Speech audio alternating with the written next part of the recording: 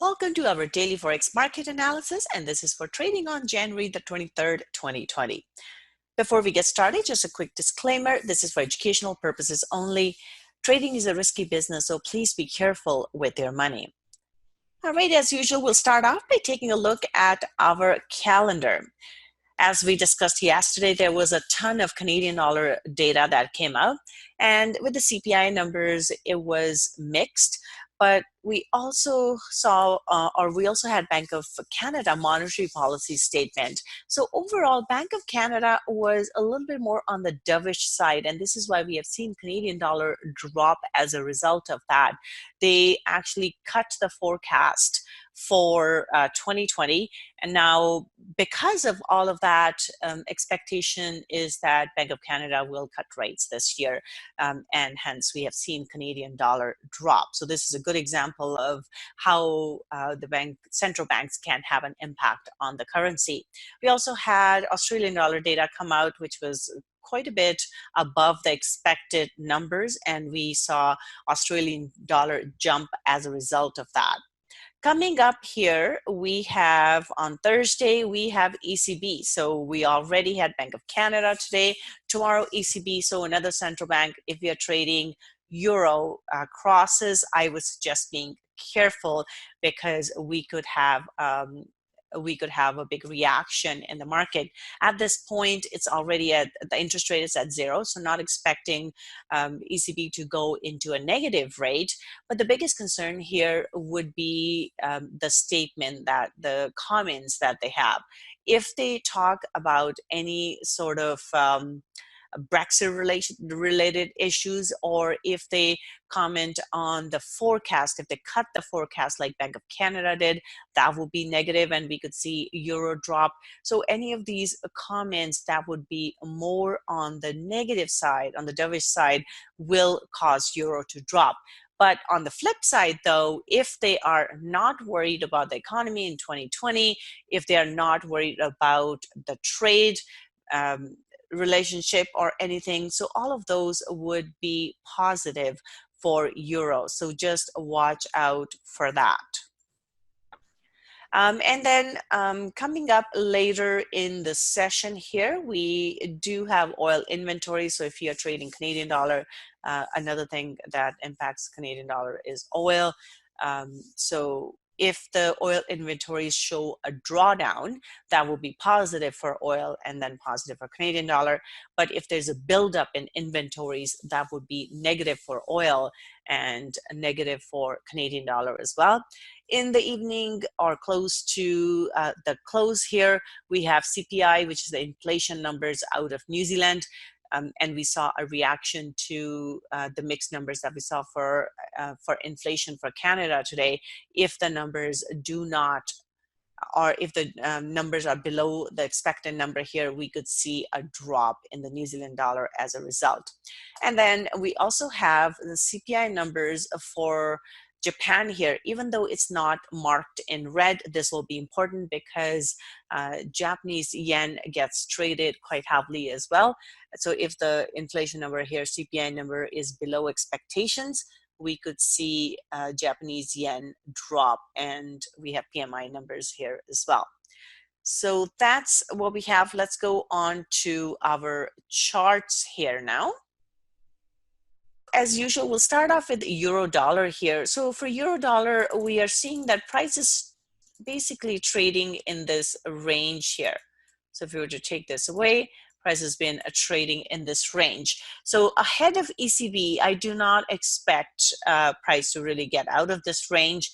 I am expecting euro to just be sideways at the moment. And if if ECB is negative, so if they express concerns about the economy or anything like that, I would expect euro dollar to drop, just like we saw Canadian dollar today. On the flip side, though, if for some reason they say something that the market takes as positive. So let's say they are not concerned about Brexit situation, if they're not concerned about the economy, because President Trump has said that he will not be basically getting into any trade wars till after the election. So if any of that stuff is seen as positive by ECB, then we could actually see euro go up quite a bit as well. In that case, my target would be 1.1180. Otherwise, I'm looking for a drop all the way into 1.0980 or even into 1.10. So those are the levels that I have to the downside if ECB is dovish. But if they're positive, it could go all the way into 1.1180. So I'm going to leave both of those levels on the charts and just wait to see what ECB has to say. Your pound here, pound dollar was actually bullish with the Brexit bill passing. That was a plus for British pound, and we have a nice big bullish candle close. The concern here would be the resistance level here. This is the range that price has been trading in, and it has respected this range previously, or this level previously. So if it doesn't get through, then we could see it come back towards the middle of the range or even towards the bottom of the range. So watch out for that. But overall bias is bullish though, because we do have momentum in British pound to the upside. And if that momentum continues with the Brexit being just a few days away here, just over a week away here, British pound could actually go higher. So right now, bias is bullish. But if it stays below 1.3150, I will look for it to go down. Otherwise, we could see it go all the way up into 1.3280. So for now, bias is bullish with caution. Aussie dollar here, this one actually we had an indecision candle closed for the day. So bias is neutral. However, the positive data that came out just in the Asian session here has pushed the price higher. So at this point, it's kind of gone back in. So as we can see here, now we are seeing the price is a little bit range bound. The level that I would keep an eye on would be 0.6880. So if you look back here, this is where price had reacted. So there was a big bullish move, and this is where it dropped from. And as we can see, it has played around, price has played around with this level. What I would look for here would be to see if price stays below this level. If it does, I would look for it to come back down towards 0.6820. On the other side though, I'm not expecting a big move to the upside. Now, not for the upcoming trading session, but it could go higher. So if you get a close that is bullish, it could go higher. For now though, my bias is neutral. I am expecting price to just trade within this range, 0.6880.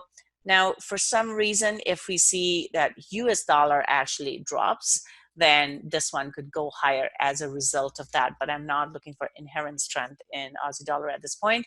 But if it breaks through 0.6880, then we're looking at 0.6920 as the second, as the target to the upside. For now, neutral bias.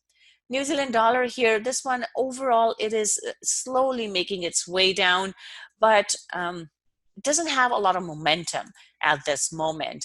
It is into support, hasn't been able to break the support in 4 or 5 days here, but it is looking heavy though. So my bias is bearish, just with caution though, because this level is an important level. As we can see, this is where price has reacted previously as well. So if it doesn't break through, then it could go back up, but my bias is bullish.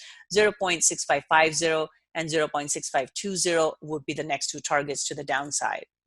Dollar CAD here, with Bank of Canada being dovish, we had a big move to the upside, and this is likely to go higher as well. So bias here is bullish for dollar CAD.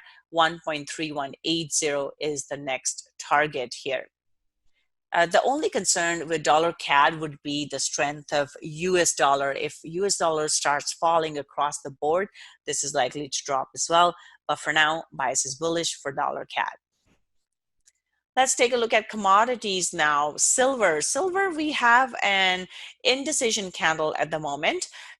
We see that price went into support here into 17.67 level here and hasn't been able to break below that.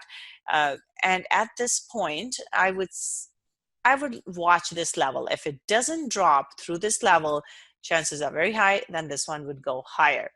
But once it breaks through this support at 17.67, basically we're looking to retrace this move that happened to the upside. We're looking to retrace that to the downside. So watch out for that. Bias is neutral and it is into support. Once it gets through it, this one could drop further. Gold here, gold also stuck in this range, so bias is neutral. Now, as long as it stays below 1565, I would look for it to drop towards 1536. So right now, bias is neutral for gold. Oil here, big drop in oil today. And so bias is bearish, $55 is or 55 is the target here for oil, so bearish bias. Copper as well saw a big drop here. Now it is into support, and so the target was met. However, because it's into support here, we just need to be cautious here. If it doesn't break through 2.72, this one could turn around again, but it is bearish, and target here would be 2.69 as the first target, and then we have 2.67 as the second target. Bitcoin here, this is starting to look weak now. It is still in this range, but it's starting to look a little heavy now. So first target here is 84.50, and then 8080 is the second target. However, if price does not break through the support here, this one could go back up. So keep an eye on that. But overall, bias is bearish for Bitcoin. S&P 500, we have a pin bar here, a bearish pin bar here, which means our bias is to the downside. And in this case here, what I would look for would be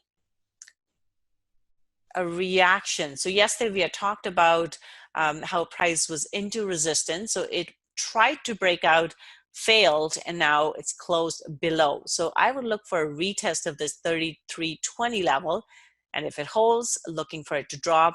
32.90 is the first target and 32.65 is the second target. So bearish bias for S&P 500.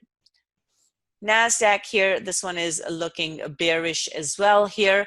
Price did try to go higher, but right now it looks quite thin. It doesn't seem to be, we're not seeing solid price action. So this one is a little bit jittery. It could move higher.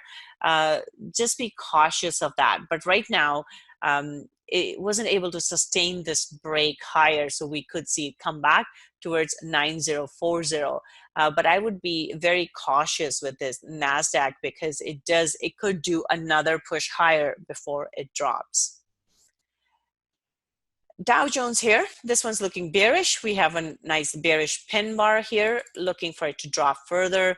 28,890 is the first target here. And then we have 28,750 as the second target. So bearish bias for Dow Jones. Our DAX here came back. Again, it tried to break out and then came back and closed within this range again. Bias is bearish, looking for it to retest the support level of this range at 13,370. FTSE here. The FTSE is looking bearish here. It went up and dropped, so bias is bearish, looking for it to come back into the support at 75.30 is the first target, and then 74.95 is the second target, so bias is bearish. And Nikkei here, Nikkei bias is also bearish here. We do have a pin bar, but like I said, the market seems to be a little thin at the moment. So overall bias is bearish. I would just say just be cautious. I think this one could become volatile. So equity markets here could become volatile. So just be aware of that. But my bias is bearish here. 23,700 is the first target. 23,500 is the second target. So bias is bearish for Nikkei. All right, so that's it for today. You guys have a wonderful trading day tomorrow, and I'll be back with analysis again tomorrow evening. Bye for now.